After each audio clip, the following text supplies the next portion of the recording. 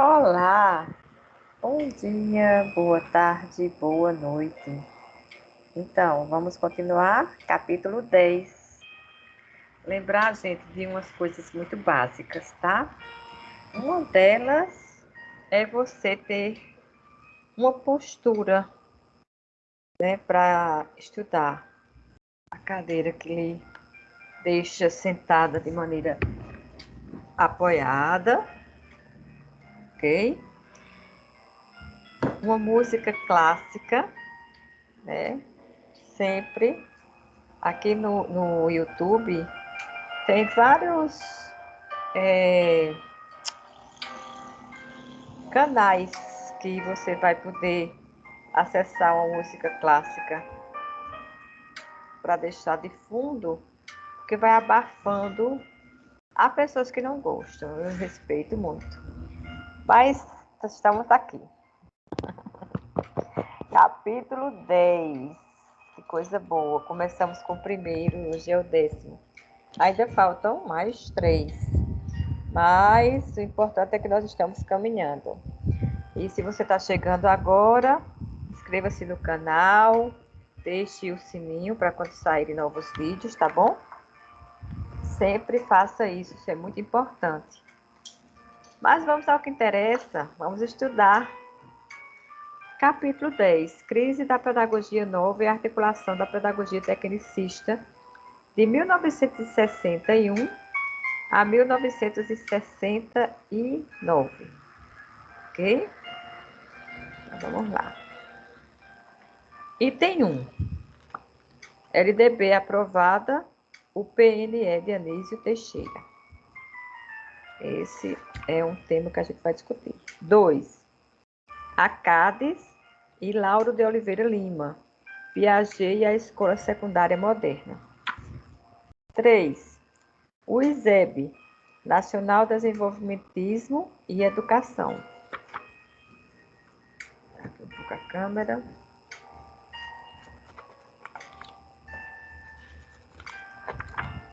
4. Cultura popular e educação popular. 5. Paulo Freire e a emergência das ideias pedagógicas libertadoras.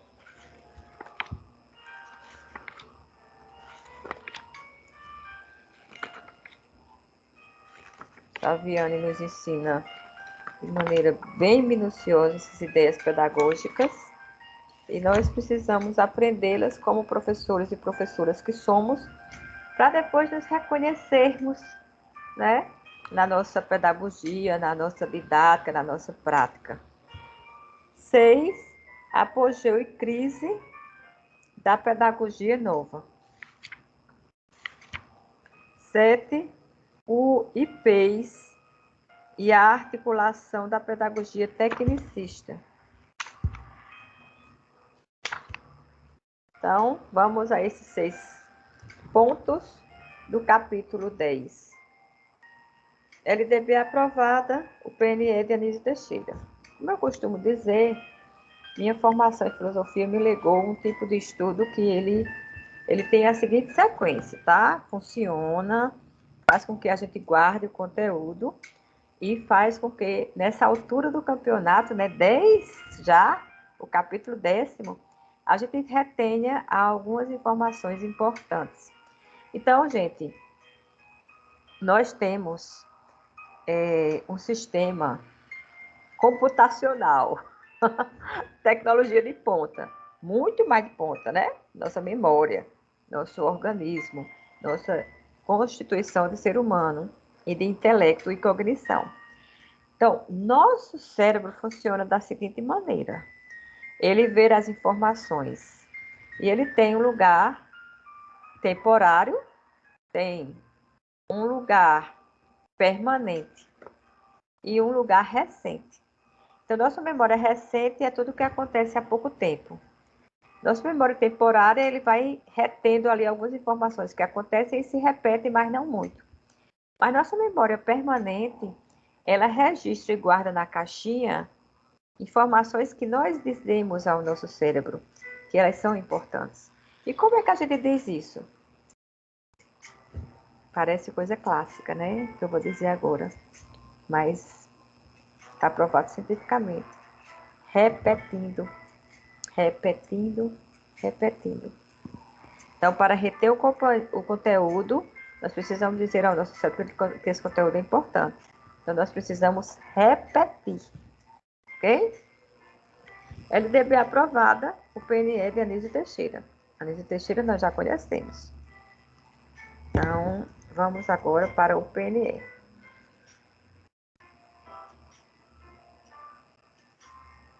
Outra coisa, antes de começar os estudos propriamente filosóficos, né, de exegese, leia o texto antes. Então, antes de vir para a aula, pega o livro, abre no capítulo 10 e lê.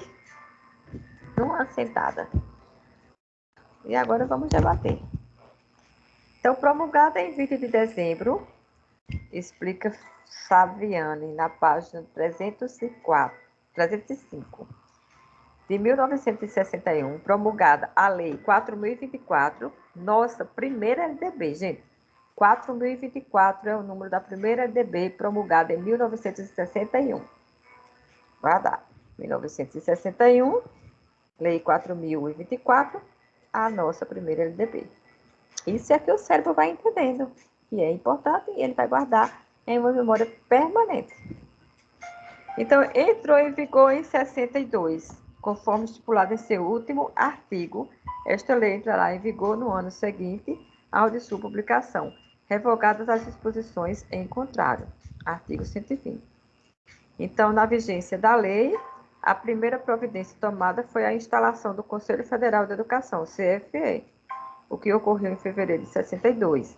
Para a composição do órgão, contou-se com a clarividência de Anísio Teixeira, conforme o depoimento de Newton Sucupira.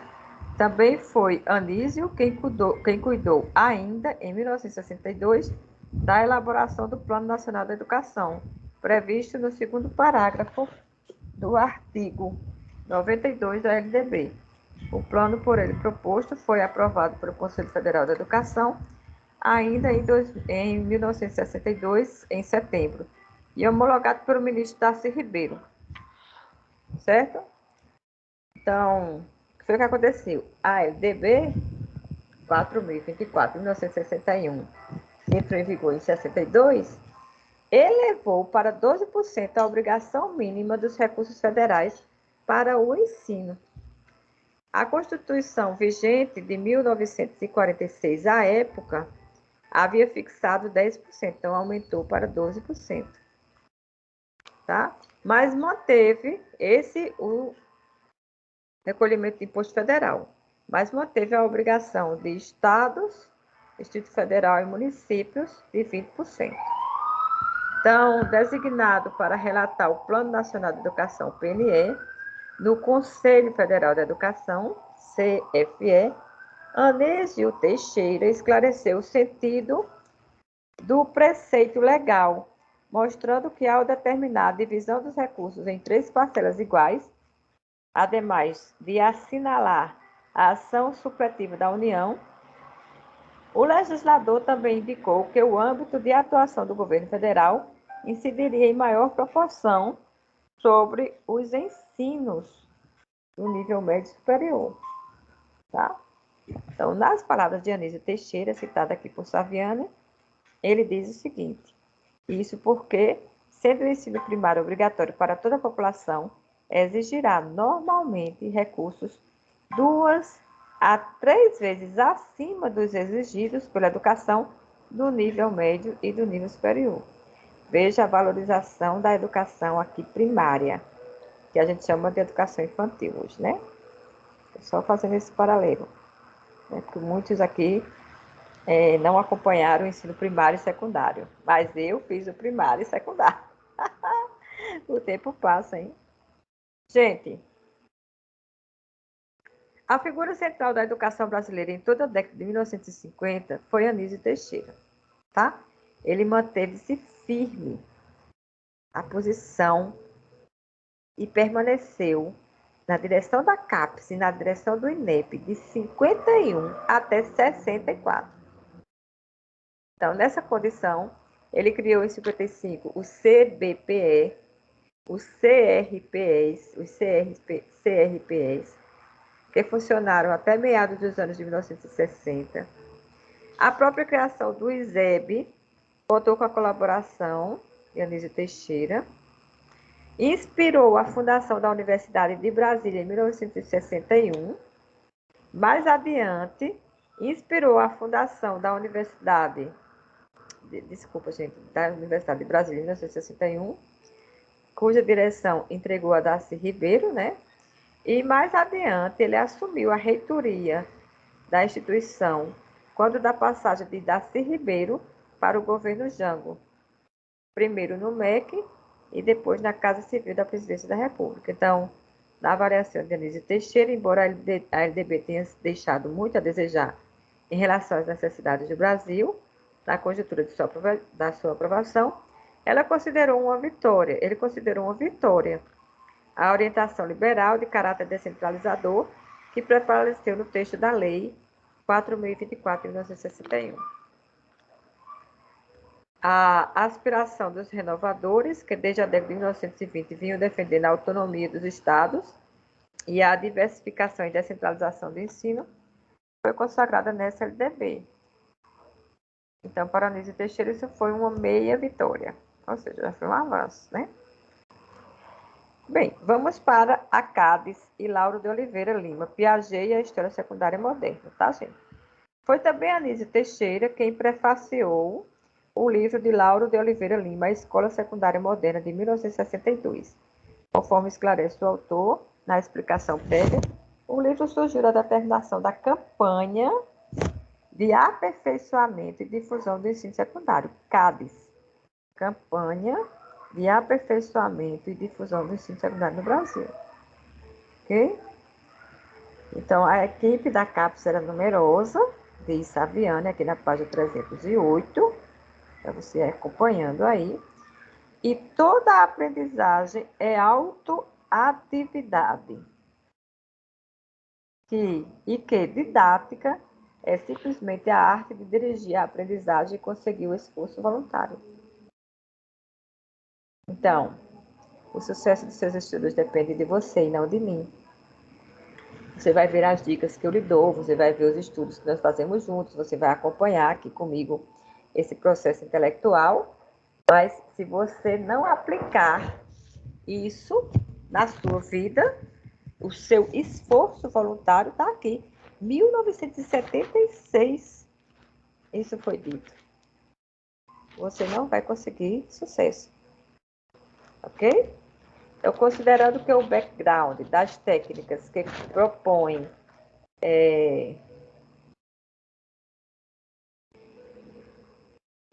página 309, considerando que o background das técnicas que propõem decorre da literatura pedagógica, produzida e difundida no Brasil por Lourenço Filho e Anísio Teixeira, informa, contudo, que o ponto de partida de sua nova posição foi o livro Didactique philosophique, de Hans Aeble, a primeira tentativa de aplicar a didática à psicologia de Piaget. Piaget e a escola secundária, estimulando aqui a questão pedagógico-didática de método psicogenético. De fato, o próprio Piaget avalia no prefácio a iniciativa de Hans Aeble e diz o seguinte, abro aspas, citar aqui a Aeble a partir de Saviani, página 309. Ninguém estava mais qualificado que Aeble para escrever esta obra e extrair as aplicações pedagógicas das pesquisas que podemos fazer sobre o desenvolvimento das operações intelectuais da criança.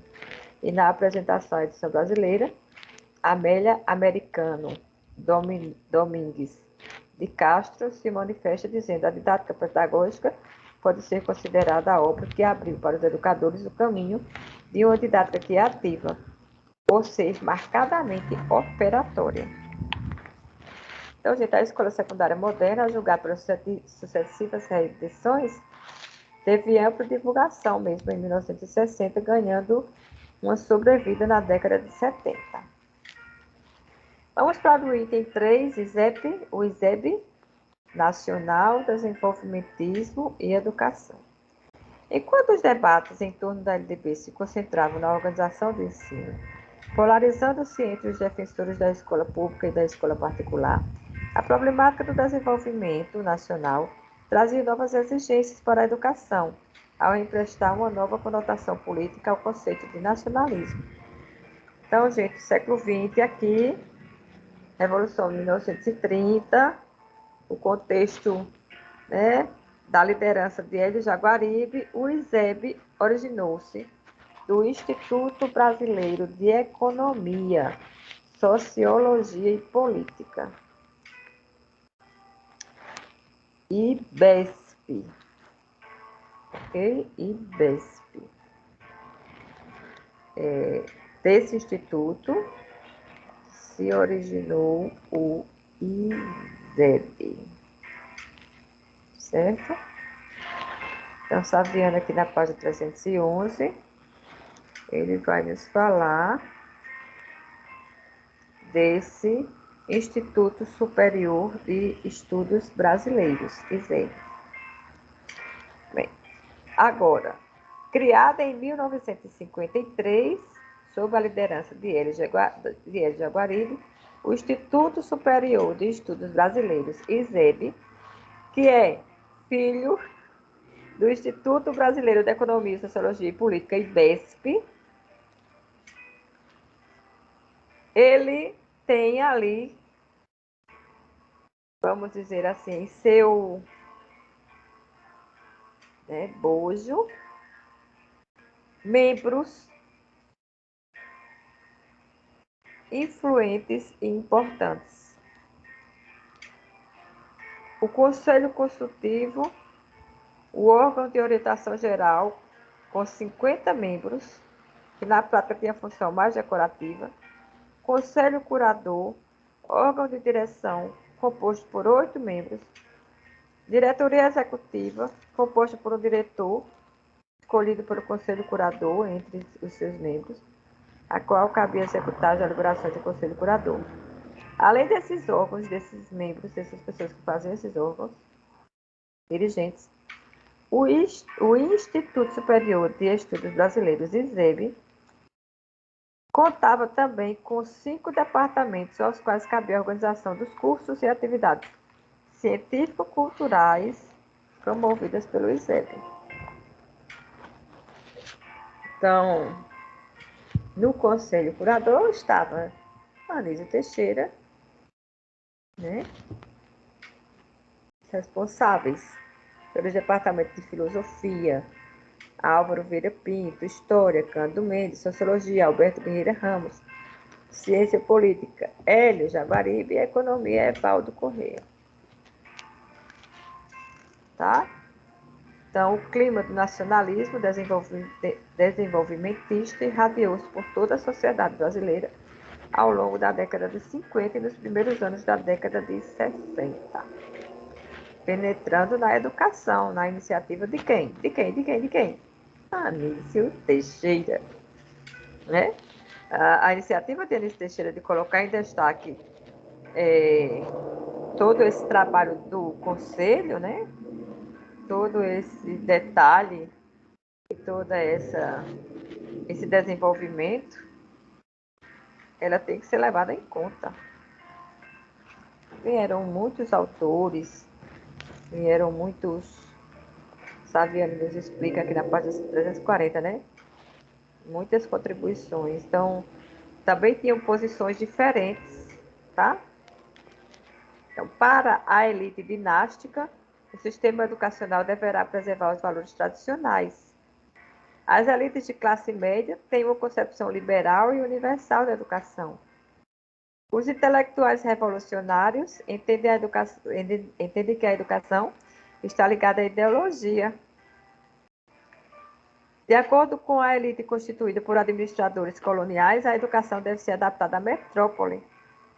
O ensino superior deve ser limitado a poucos nativos, devendo ser ministrado preferencialmente apenas no país metropolitano.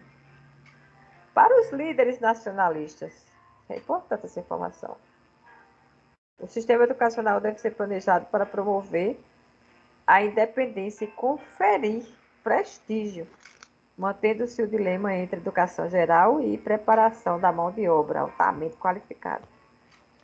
Para Anísio Teixeira, dentro das 5 elites, consideradas apenas a de classe média e a dos intelectuais revolucionários, acreditam de fato na educação.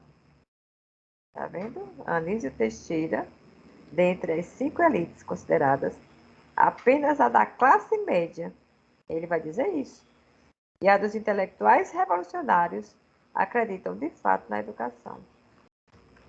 Né? Então, gente, para Anísio Teixeira, o nacionalismo é fundamental, a tomada de consciência pela nação de sua existência, de sua personalidade e dos interesses dos filhos. Ok?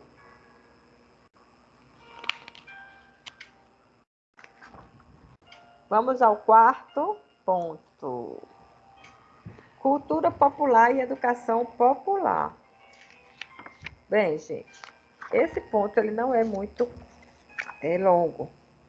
Então, eu vou aqui delinear para você a mobilização que toma vulto na página 317, na primeira metade dos anos 1960 e assume outra significação. Em seu centro, emerge a preocupação com a participação política das massas a partir da tomada de consciência da realidade brasileira. Questão popular, né? O povo. Então, aqui, o ISEB, Instituto, né, de Estudos Brasileiros, minha gente, a gente se esquece, né? Instituto Superior de Estudos Brasileiros. Aqui, o ISEB, ele tem uma grande contribuição, tá certo?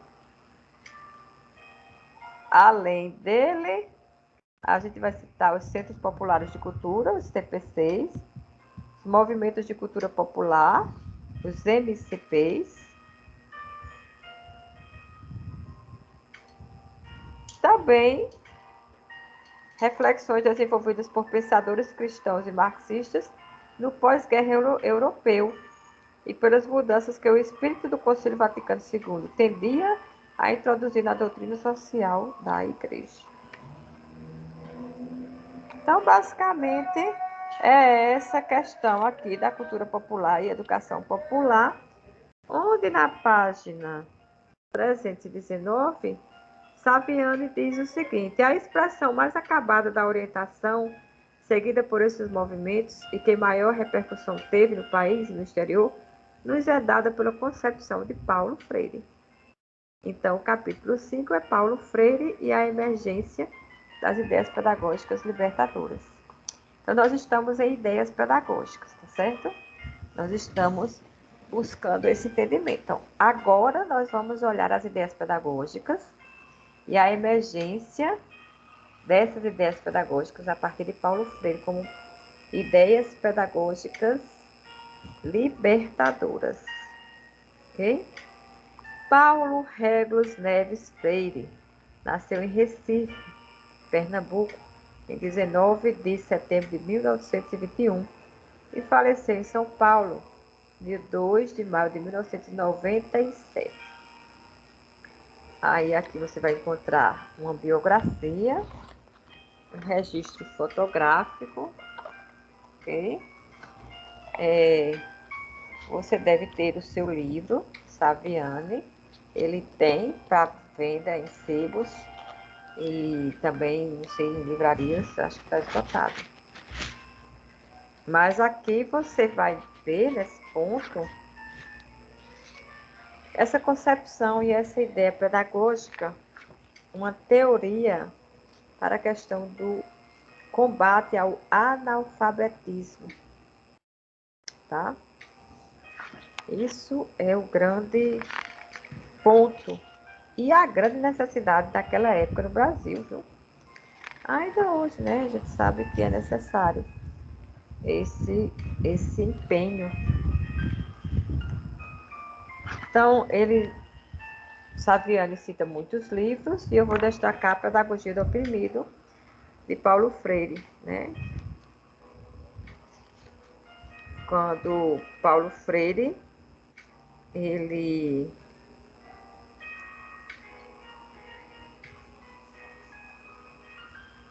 desenvolve, né, o entendimento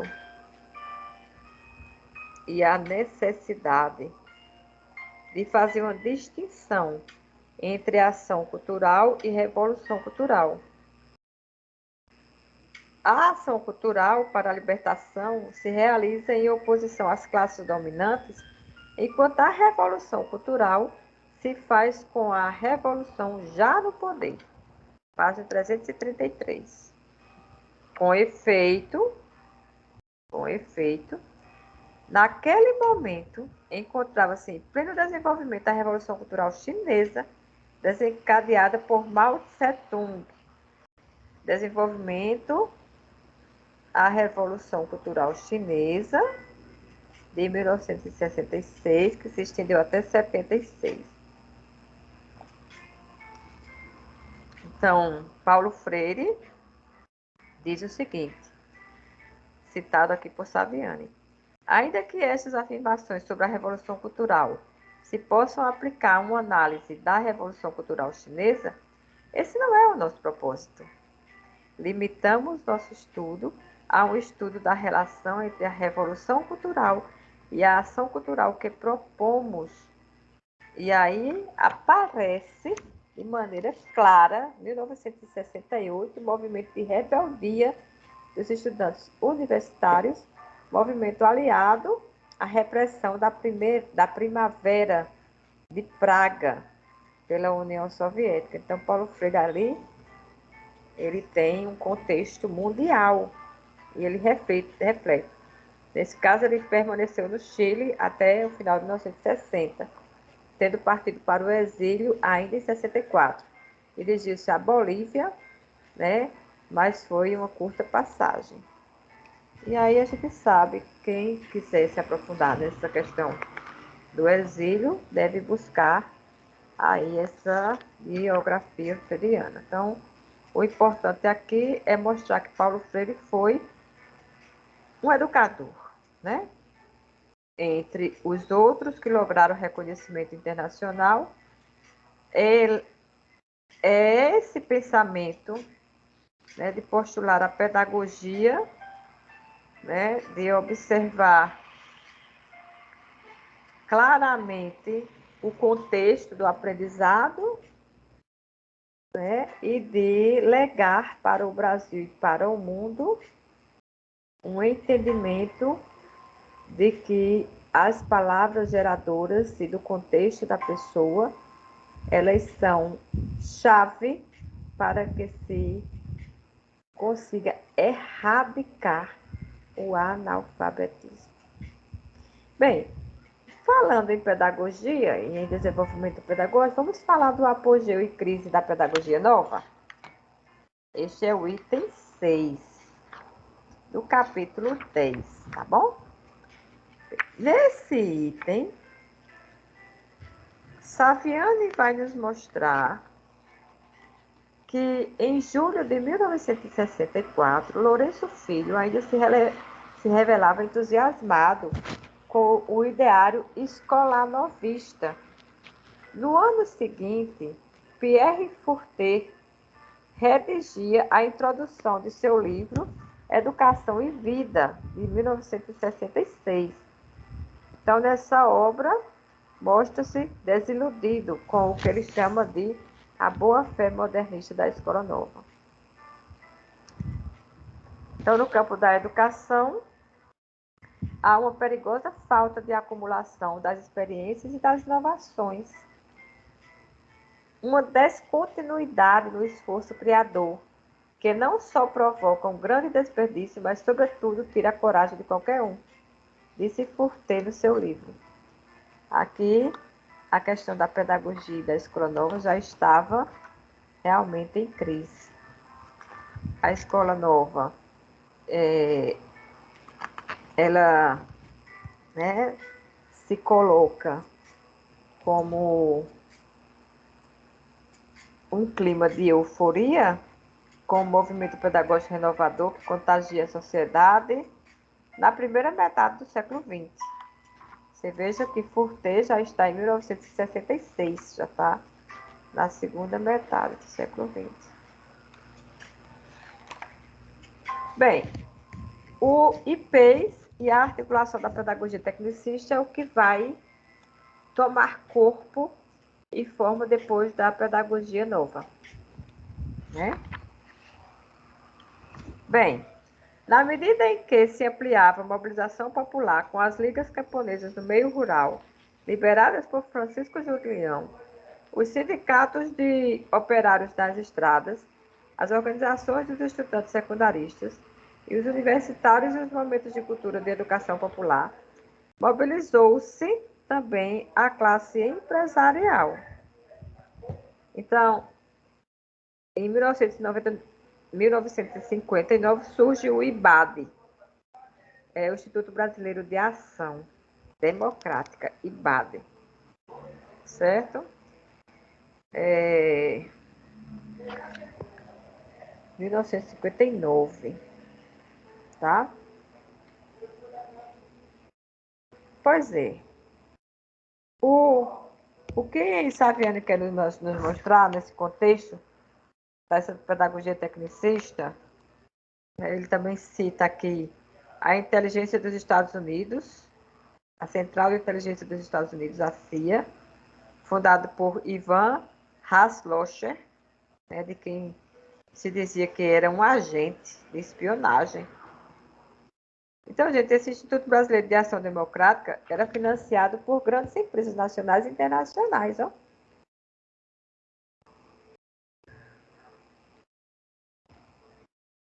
É isso aí.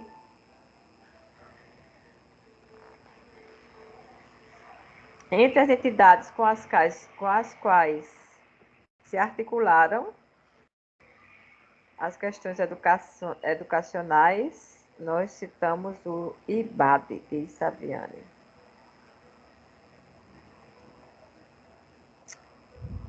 Além disso, Saviani vai nos explicar que, para cumprir o papel de coordenador, a oposição política ao governo Goulart contava com o financiamento de grandes empresas nacionais e multinacionais, a partir do Instituto IPES. Instituto IPES.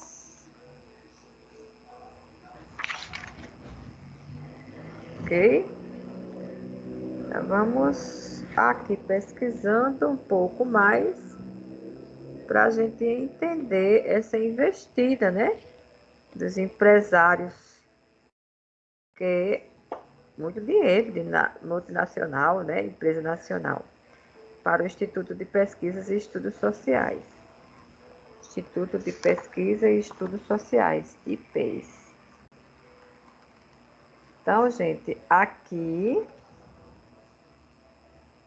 nós temos um contexto histórico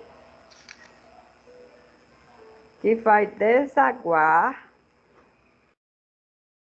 em ações educacionais que, apesar de algumas diferenças de enfoque, nós podemos dizer que, em sentido geral, o que acontece mesmo é um empenho para, de novo, combater o analfabetismo. Aí que se cria o MOBRAL, Movimento Brasileiro de Alfabetização, relativo ao primeiro e segundo grau.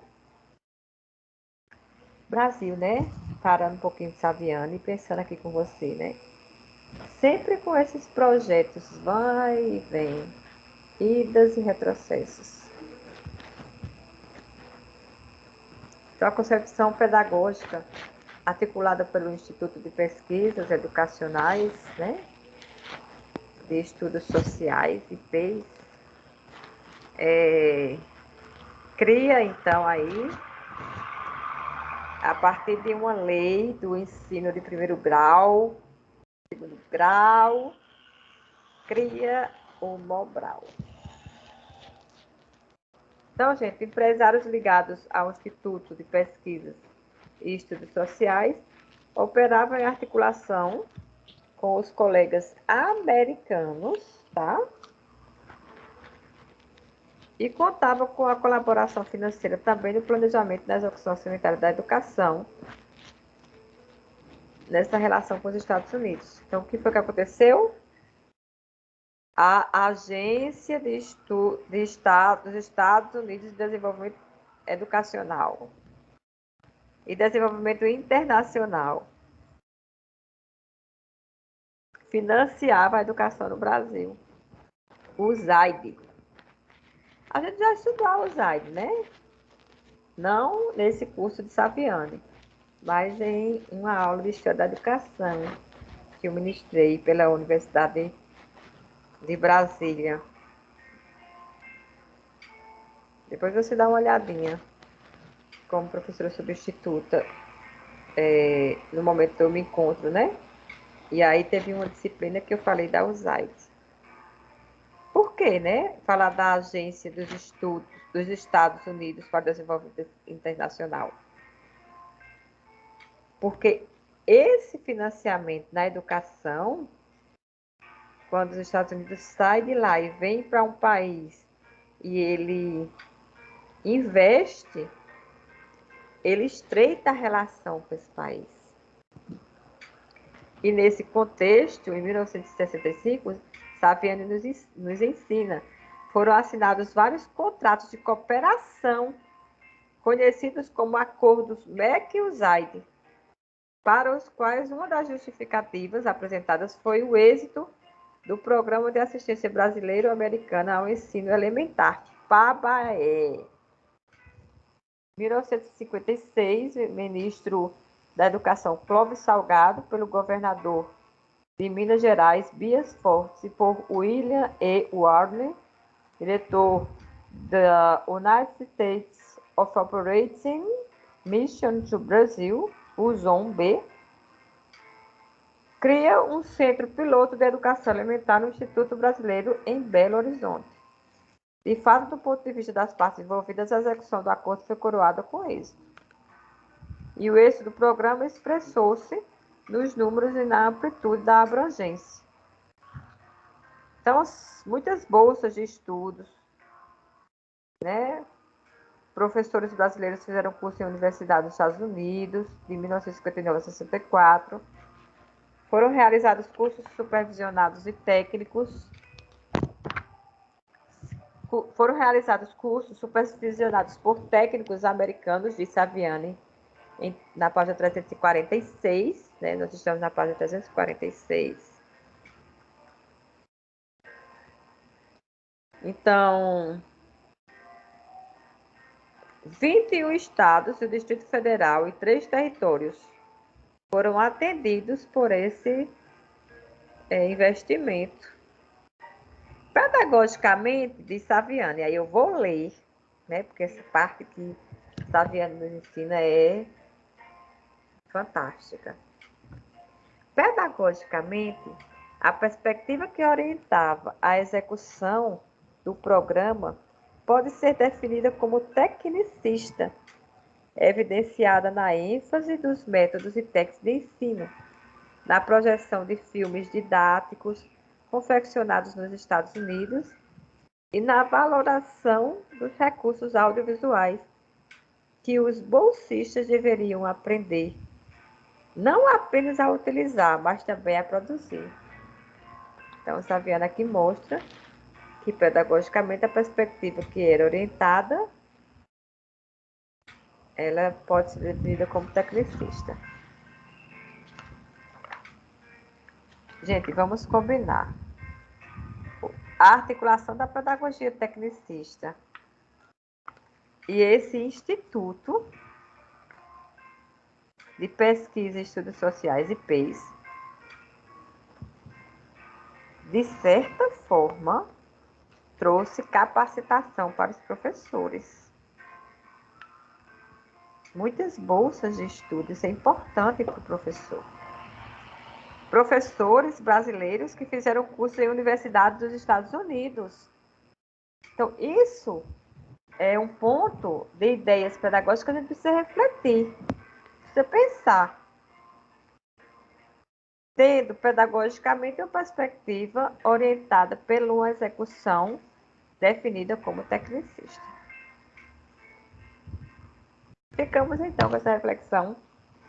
Quarto período, olha, as ideias pedagógicas do Brasil entre 1969 e 2001, configuração da concepção pedagógica produtivista. Olha só. Tá dando para ver aí direitinho? Deixa eu ver se eu consigo melhorar aqui. Tá vendo? Você já tem seu livro? Vamos para o capítulo 11. Vamos lá! Inscreva-se no canal, curta, comenta, compartilha. Quero construir conhecimento com você. Manda uma mensagem, um comentário aqui. Vamos lá!